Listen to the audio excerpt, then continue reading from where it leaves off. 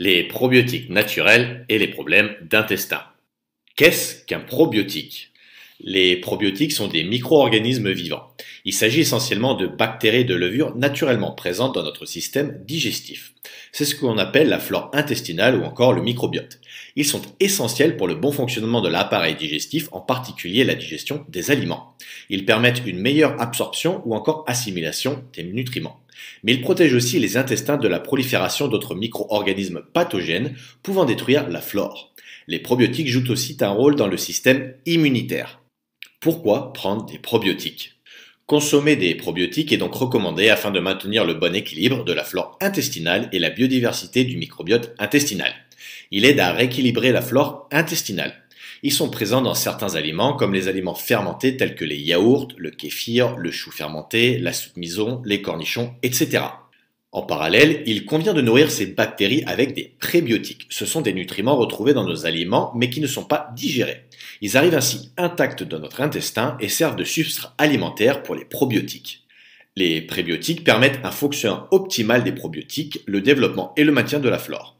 Ils regroupent la cellulose, l'inuline, les fructooligosaccharides, donc FOS, les galacto-oligosaccharides, GOS, ou encore le lactulose. Ils sont essentiellement présents dans les fruits, les légumes et les céréales complètes, si possible sans gluten. La santé et la digestion passent donc aussi par le maintien et le développement de son microbiote intestinal. Cependant, notre alimentation moderne reste encore appauvrie en probiotiques et en prébiotiques. Il n'est pas toujours évident de changer ses habitudes alimentaires et d'adapter son alimentation au quotidien. Par conséquent, les aliments et les compléments alimentaires riches en prébiotiques et en probiotiques naturels peuvent facilement donner un coup de pouce aux personnes présentant des troubles digestifs et un inconfort intestinal. Quels sont les remèdes pour résoudre ces problèmes intestinaux? Le régime FODMAP. Tout d'abord, il est conseillé aux personnes atteintes du syndrome de l'intestin irritable de suivre le régime FODMAP. Il consiste à éviter de consommer des aliments à base de sucre fermentescible. Cette alimentation permet de soulager les symptômes liés au S dû à la fermentation des glucides par les bactéries du côlon, ballonnement, gaz, douleur abdominale, etc. Il est ainsi recommandé de consommer des fruits à faible teneur en fructose, donc comme les agrumes, les fruits exotiques, les fruits rouges, le melon, le kiwi, des légumes pauvres en fructose et riches en amidon comme les pommes de terre, les salades, les choux, les carottes, les poireaux, des produits laitiers pauvres en lactose et des céréales sans gluten. Il est préférable de réduire sa consommation de produits sucrés. A contrario, la viande, la volaille, le poisson et le tofu sont conseillés. Les plantes, ce régime peut ne pas être suffisant pour apaiser ces désagréments. En parallèle, il existe des compléments alimentaires naturels à base de plantes qui sont reconnus pour favoriser la santé gastro-intestinale et la digestion. En phytothérapie, certaines plantes présentes sous forme de poudre, d'extrait, de teinture mère ou encore d'huiles essentielles aident à conserver un bon confort digestif. Par exemple, le fenouil, le pissenlit, l'artichaut, le chardon-marie participent à un meilleur transit et une bonne régularité intestinale. Le charbon végétal est aussi réputé pour lutter contre les flatulences. Dans la tradition ayurvédique, le curcuma est connu pour stimuler la sécrétion de la vésicule biliaire et ainsi stimuler la digestion. Le curcuma est également connu pour ses effets contre l'inflammation de la paroi intestinale. Enfin, la glutamine est également intéressante pour la santé de l'intestin. En effet, cet acide aminé est notamment très utilisé par les sportifs soucieux du maintien de l'intégrité de la paroi intestinale soumise à dures épreuves lors des efforts physiques. En effet, durant l'effort, notre organisme priorise la vascularisation des organes liés au mouvement et prive la paroi intestinale d'une bonne vascularisation. Les sportifs rencontrent donc des problèmes de digestion et des maux de ventre. Les probiotiques. Les probiotiques sont également très efficaces en cas de syndrome intestin irritable. Effectivement, certaines souches de bactéries lactiques facilitent la digestion. Ils s'intègrent naturellement au microbiote existant et servent à reconstituer la flore. Ces bactéries sont bénéfiques à la digestion et protègent les intestins des attaques par des micro-organismes néfastes pour la santé. Ils ont la particularité d'aider le système digestif en soutenant l'action des bactéries de la flore intestinale. Par conséquent, en cas d'inconfort digestif comme les diarrhées, les maux de ventre, les ballonnements ou encore la constipation, les probiotiques naturels ont fait leurs preuves. Qu'est-ce que la perméabilité intestinale? L'intestin est la muqueuse ayant la plus grande surface en contact avec le milieu extérieur. On estime cette surface à 250 à 300 mètres carrés, soit environ la surface d'un terrain de tennis. L'intestin a deux fonctions, assurer l'absorption et la digestion des nutriments, mais également être une barrière. On parle alors de barrière intestinale. Une fois la barrière intestinale franchie, les nutriments ou autres agents extérieurs sont susceptibles d'atteindre la totalité de notre organisme. On comprend donc l'importance d'avoir une barrière intestinale efficace afin de ne pas laisser rentrer n'importe quel agent extérieur. C'est dans cette même optique que nous avons choisi les gélules gastro-résistance DR CAPS afin d'assurer une haute concentration de probiotiques dans les intestins. En effet, la dissolution des gélules en pulluline que nous utilisons habituellement se fait en moins de 5 minutes, alors que les gélules gastro-résistantes se dissolvent que seulement après 45 minutes dans l'estomac. Dans le cas d'une mauvaise barrière intestinale, on dit qu'il existe une perméabilité intestinale. Cette perméabilité intestinale peut être due à la flore insuffisante, à l'utilisation d'antibiotiques, à l'utilisation d'anti-inflammatoires non stéroïdiens, au stress, mais également à une mauvaise alimentation, donc forte en gluten, en lactose ou en alcool. La perméabilité intestinale va laisser passer des bactéries et autres molécules toxiques pour l'organisme. Qu'est-ce que la colopathie fonctionnelle ? La colopathie fonctionnelle est également appelée syndrome de l'intestin irritable. C'est une maladie chronique fréquente au niveau du gros intestin, côlon. En France, selon l'association des patients souffrant de l'intestin irritable, elle toucherait 5 à 10% de la population, en majorité des femmes. Et malheureusement, la tendance est à la hausse dans les pays industrialisés. Les symptômes peuvent apparaître à tout âge, comme des douleurs abdominales, un inconfort digestif, des ballonnements, des flatulences, la présence de mucus dans les selles, des diarrhées ou au contraire une constipation. Ces désagréments peuvent facilement altérer la qualité de vie des personnes atteintes. Plusieurs facteurs sont mis en cause, mais il semblerait qu'il existe une dysbiose du microbiote intestinal, donc un déséquilibre de la flore, chez les personnes souffrant de cette pathologie, au contraire des personnes saines. Il y aurait notamment une réduction significative des bifidobactéries. Ces différences de composition et de densité de bactéries engendrent alors une perméabilité intestinale, engendrant une fuite de nutriments, bactéries et déchets toxiques de l'intestin vers le sang. De plus, cette dysbiose provoque une légère inflammation au niveau des terminaisons nerveuses, générant des messages douloureux de l'intestin vers le cerveau. Une révolution dans le traitement du syndrome de l'intestin irritable, les probiotiques. Des recherches récentes suggèrent qu'un déséquilibre du microbiote intestinal et une barrière intestinale dysfonctionnelle pourraient déclencher le syndrome de l'intestin irritable. Comme il a été rapporté que les probiotiques restaurent le microbiote intestinal et la barrière intestinale, le potentiel des probiotiques au sein du microbiote intestinal suscite un vif intérêt de nos jours. Effectivement, tout facteur capable de maintenir cet équilibre microbien représente une aide précieuse pour les personnes souffrant de colopathie fonctionnelle. Par conséquent, les probiotiques ont toute leur place en cas de syndrome de l'intestin irritable. En effet, les probiotiques aident à retrouver un meilleur confort digestif et à réduire les symptômes liés à ce type de pathologie. Ils permettent la restauration de l'équilibre intestinal, la réduction des douleurs abdominales, une diminution des ballonnements et une amélioration de la motilité intestinale. Par ailleurs, certains probiotiques aident aussi à réduire l'inflammation. Ainsi, prendre des probiotiques en cas du syndrome de l'intestin irritable présente de nombreux bénéfices pour améliorer la qualité de vie des personnes atteintes. Les lactobacilles et les bifidobactéries commencent à agir dès 1 milliard d'UFC et selon certains troubles digestifs, il est parfois nécessaire de monter jusqu'à 10 milliards d'UFC.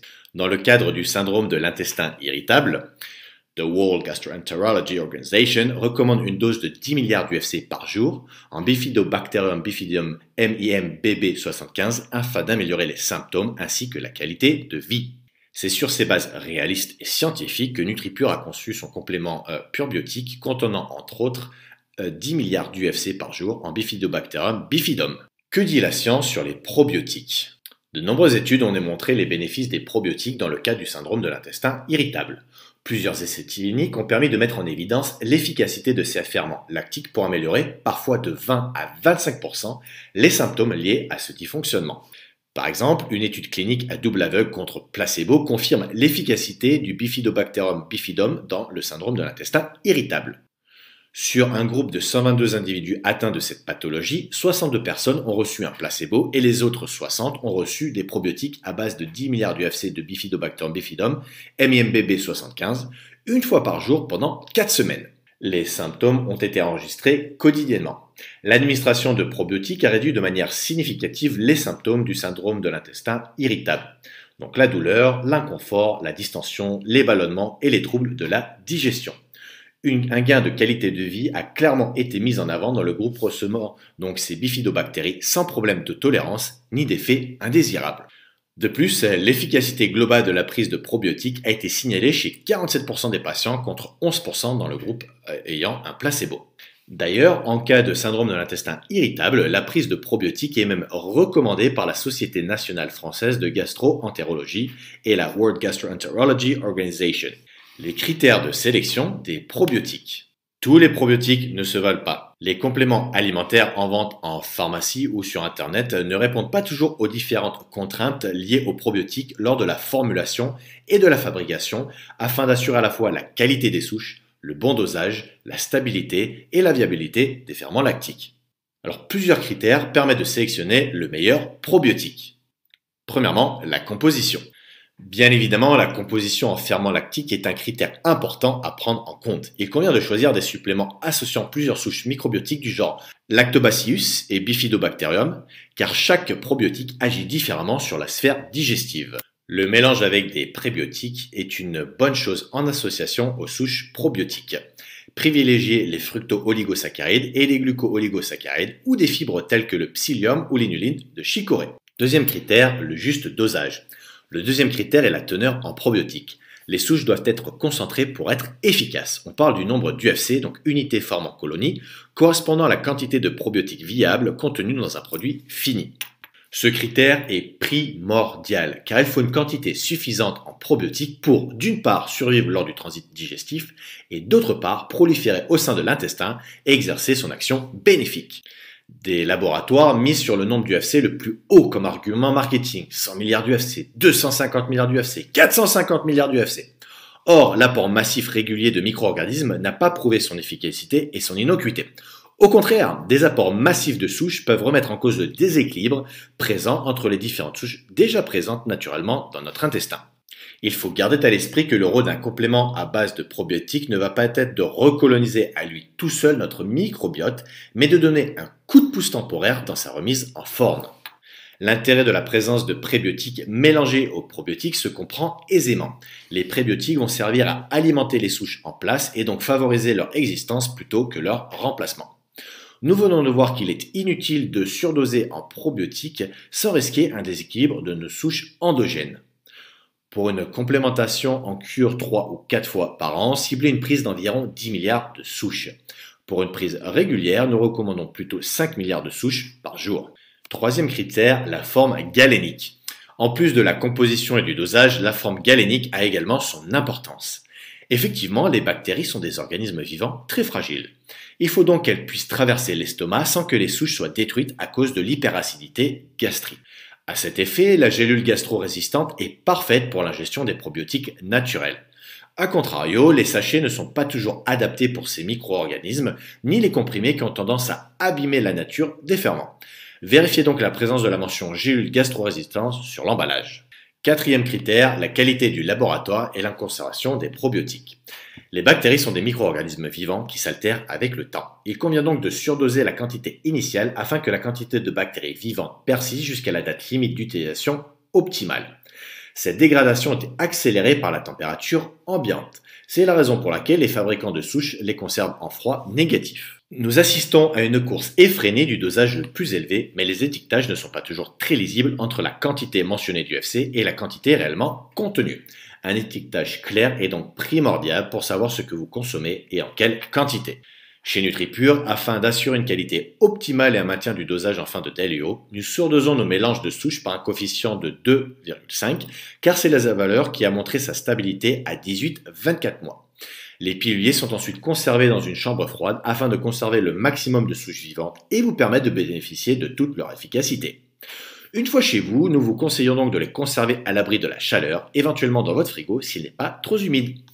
Enfin, cinquième et dernier critère, l'innocuité pour l'hôte et l'environnement.